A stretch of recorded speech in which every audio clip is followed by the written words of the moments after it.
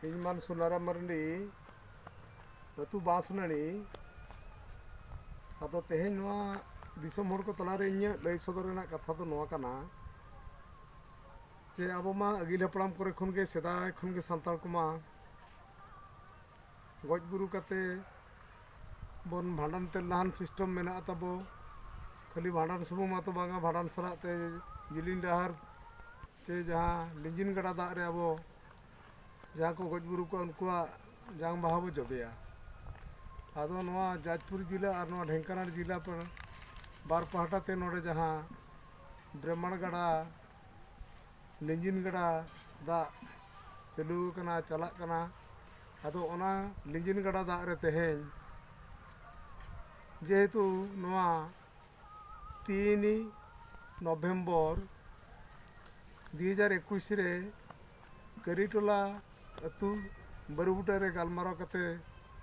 अतु मझी मपंजी को मतामत इदी कते ले निष्पत्ति लिया जे बांगा अब मिटान तुपुने घाट बो बेरेदा आदो ओना तुपुने घाट के तेहेन रविवार आले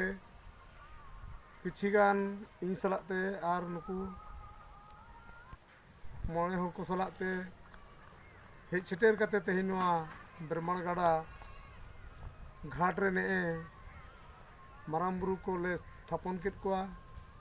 और बड़ा कते ओना गड़ा रे कते ले हेज इंतरे थापन केत कोआ तेहेन गे और नोआ दो सेदाय को मेना नोआ सुरकुरिन जहाँ को लैया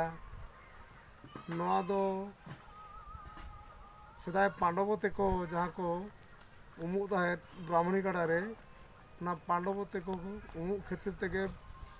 पांडारा को मेता ओना जगह दो आदो ओना पांडारा जगह रे गे तेहेन नोआ सुरे मिटांग मा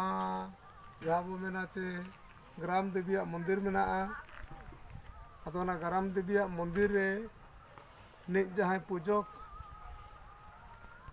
उनी पुजारिया अनुमति लेकाते गे गाड़ा घाट ले नाम किया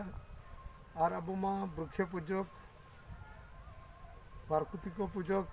लेकाते होना दारे बुटा रेगे ते नुकु बंगा बुरु को ले थापन केत कोआ